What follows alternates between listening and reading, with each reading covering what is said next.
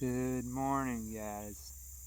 It's Sunday, August 22nd. We're going to do another episode of the Church of Liberty this morning. And I'll just remind you that these are just meant to make you think a little bit. Think outside the box from the normal way, if you're like me, the way you were taught Christianity, in my example. Just maybe think about things a little bit different. I'm not saying that the way you were taught was wrong, but maybe there's other teachings that we're not seeing anymore that were supposed to be there to begin with all along. So today I'm going to take it a little bit different from the other couple that I've made so far, and I'm going to go back to the Old Testament. I'm going all the way back to creation. That's right, in Genesis, because, we either believe that these stories are real, and while I believe that they are real, I think that our timeline is off. If you've watched any of my video called The Revival, I give a little bit of an explanation of that. Just basically that I feel like the Christian religion, this book was carried over from the, it says Macedonia in the timeline in the Bible, but from the Greek religions, there's a lot of research suggesting those things. But anyways, I'm gonna stop talking about that. We're gonna dive into this. I think this is gonna be a really good one. I hope that you'll listen with an open mind, because I think that everybody needs to hear this message. So we're in Genesis 2:7. How y'all doing? Then the Lord God formed the man from the dust of the ground. He breathed the breath of life into the man's nostrils, and the man became a living person. And we know that's all I got from this. That's all I need from this today. We know that man was named Adam, right? Well, it just so happens that if you think about that message, think about the fact that God formed us from the dirt. And then it also says in that same chapter that we will return to the dust. From the earth and back to the earth. For some reason, us modern humans take that as we got to be buried in the ground. Well, I believe that, but not in a box. I think you should just be either cremated or allow nature to decompose of you. Because I think that's what, in my opinion, that's what that verse is suggesting. I feel like it was being made very clear, and I've had this question since I was a kid, and I put a little thing out on social media asking for some help with it. But basically, the first time I ever read that, it made me think, well, if that's true, then could it be that our soul and the soil that we plant things in, could that be one and the same? Like back in the old languages, was that just like one word, because they didn't have near the amount of words that we have in our modern languages today?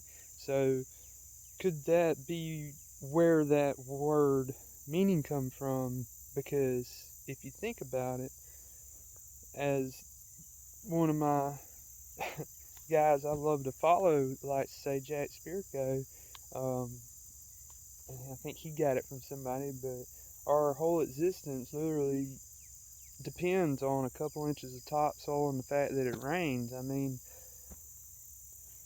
If we were brought from the dust and God put the breath into our nostrils to give us life, then that basically means that we are nature. I know I've said that a couple of times, but we are a part of this world. And that's what I want to talk about this morning. Especially being from the South. And I'm guilty of it myself. I used to be this way until I really started researching things and trying to find out what I believed in. We had this thing that, like, climate change isn't real.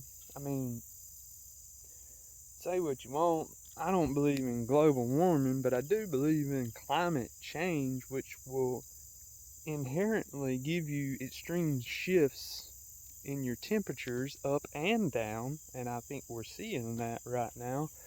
But that can be caused for numerous reasons, but what gets me is in the South, especially, and I'm sure it's prevalent everywhere else, is that we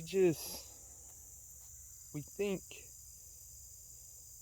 that this old gal that we were gifted is indestructible, that we can't harm it. And that's very, very contrary to what one of the oldest and most popular texts has taught man. And I think a lot of the other religions go along the same guidelines of taking care of Mother Earth, because it is all of our homes.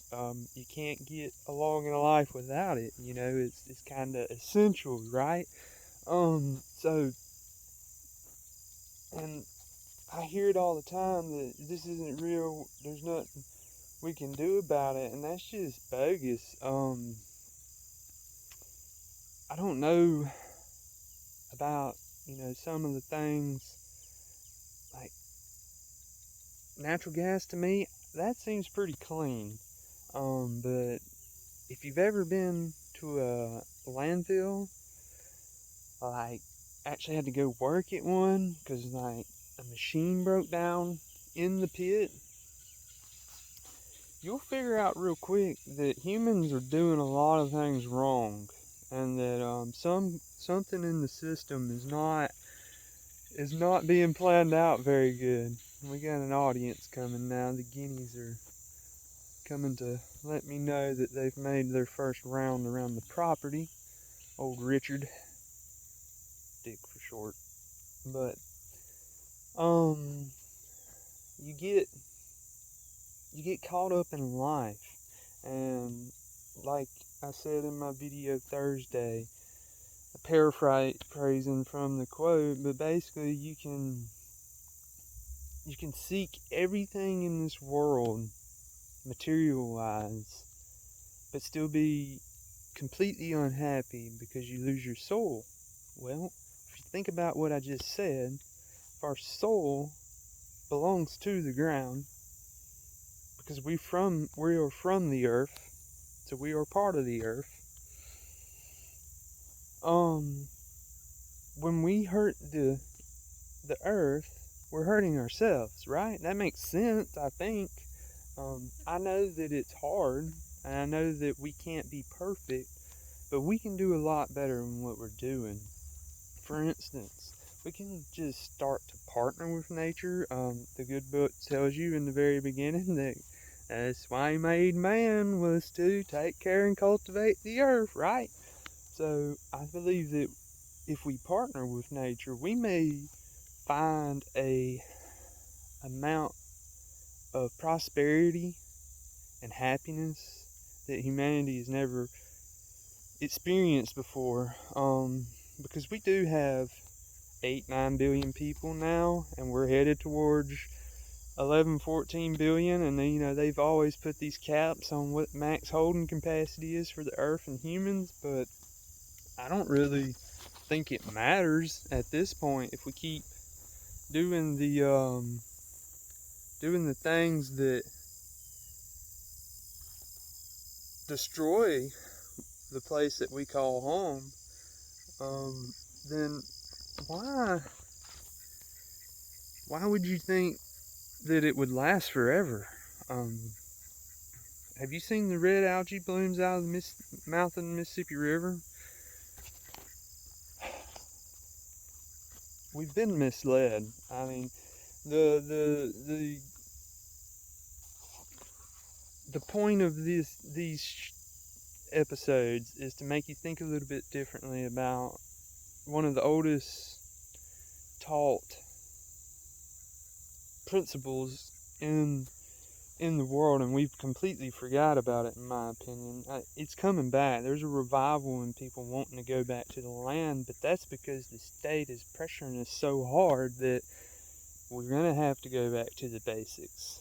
But like I said, we have examples of communities like the Poverty Point in Louisiana. That's 5,000 years ago, and I think conservative estimates 5,000 to 15,000 people in that community at its peak.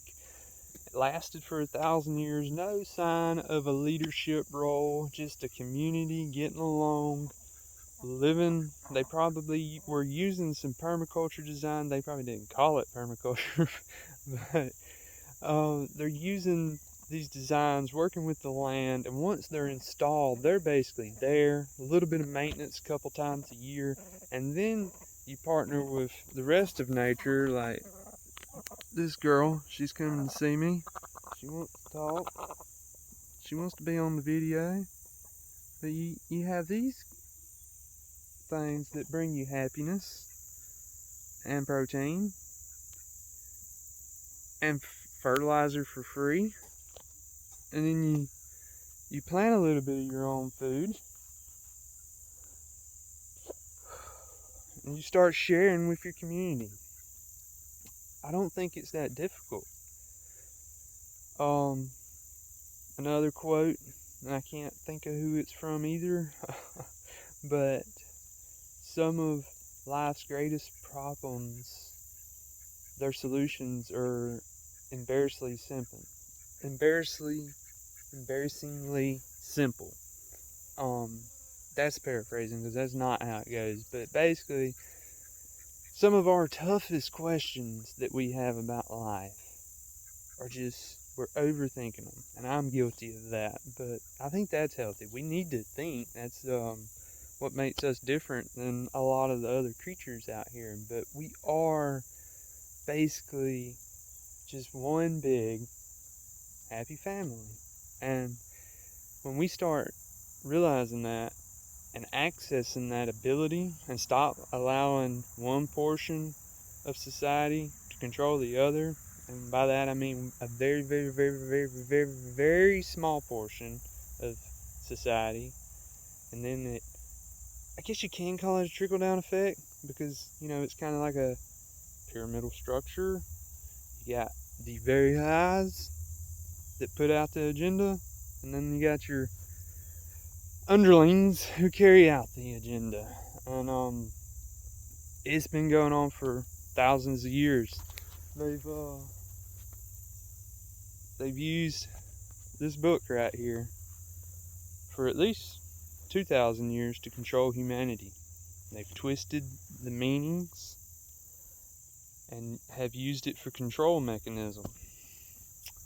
So it's time to wake up.